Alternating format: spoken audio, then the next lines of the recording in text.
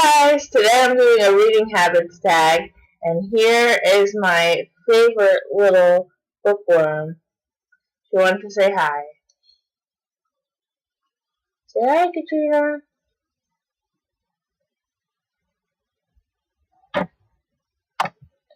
Question number 1. Do you have a certain place at home for reading? I'd say that I can read in any room in my house, but my favorite place to read is probably in my quote-unquote room in the living room, as well as probably I like to read in my parents' closet. Question number 2. Bookmark or random piece of paper? Okay, so mostly I always use a bookmark, as you can see in my book that I'm currently reading. I just have all these bookmarks from going to the library over the years. I have the I Love My Library bookmarks, different bookmarks. Most of them were sent to me, and then some of them I bought. Here, let me show you one that I bought. This one I bought. It's Sheldon from The Big Bang, and it says "That's my spot" because I am in love with him. He's a fictional character that I definitely want to marry, but I know I never will. Question number 3. Can you just stop reading, or do you have to stop after a chapter or a certain amount of pages? Now, normally when I read a book, and it's just for leisure, which is what I read this book for, I wouldn't stop, I would read it, I would stop whenever I wanted to stop. But because it was due to the library, and then also I just went on to try to renew it, and then somebody has it on hold, so I have to return it literally this week. I have to read a certain amount of pages or chapters each day, so that's why I have these sticky notes on the side so that I read my allotted amount. But normally when I read a book, I read until I stop. But for books that I read for the Smart Cookie Files, I read also that way, where I set a certain amount of chapters so I can finish it on a deadline.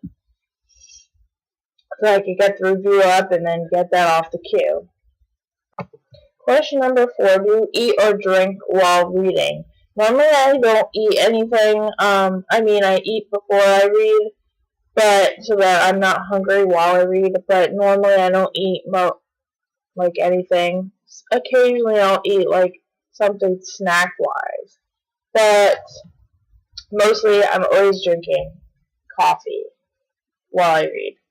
So that's a given. Coffee gives me life. Question number 5. Multitasking. Music or TV while reading. I actually can't have sound. I only like white noise while I read. So actually I recently found that they have ocean wave sounds and stuff like that on YouTube, and that's what I listen to while I read. But when I was in college, I actually listened to a lot of classical music like Tchaikovsky, Beethoven, Mozart while I studied, and it actually helped me get pretty good grades on tests and learn the material better. So whatever you've heard about that, that's true. Question number 6. One book at a time or several at once? Now, I used to read several at once, and that was fun, but then when it came time to become reviewing books, when I started the Smart Cookie, I realized that I couldn't do that anymore, because to give an accurate review of each book, you have to really focus on the book in front of you, as well as the details that are of the book, like the character setting, plot, how everything pans out, so that you can really review the story as a whole and the writing of the author. So that's what I do now. I basically focus on one book at a time. Oh, but actually that's a lie, because I actually have books that I read with my Bible study, and then I read fiction books. So no, that's a lie. I read several at once.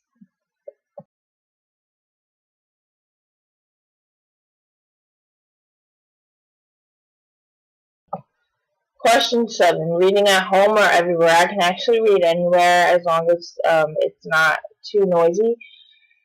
Funny story about reading at home or everywhere.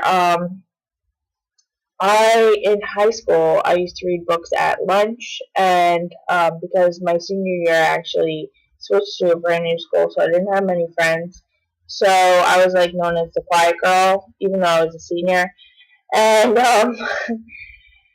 one time at lunch, I was literally reading a book at the lunch table while there was two people under it that were smoking weed. So basically, I can read through anything, and like reading just was definitely an escape for me during that year of school because I didn't really know anyone, and no one seemed to want to know me, and also people were heavily into drugs at that school.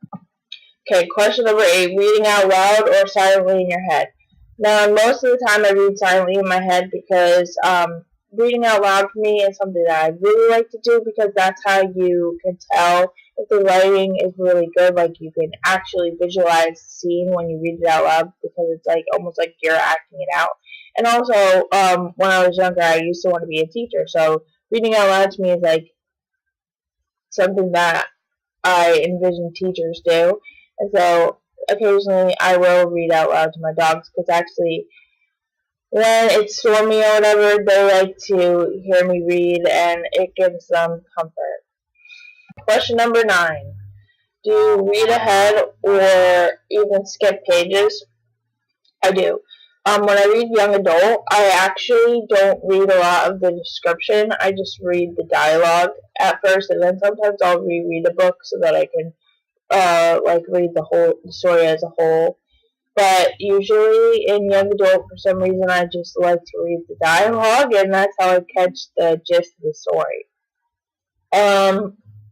But for other books, I basically read the whole story. Even in this book that I'm currently reading, I read ahead because I am very good at skimming. I never knew that about myself, but I've recently discovered that I'm pretty good at skimming, and I can still catch the gist.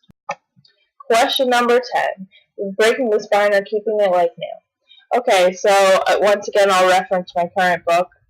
This book was brand new from the library, and now it's kind of like bent because I actually bend it when I read. Like, I read it like this. And so now it's kind of bent, and I feel bad because I just love brand new books, and I'm sure somebody else would have loved to read it like that. I guess it's still pretty in good condition. It's not like I wrecked it or anything.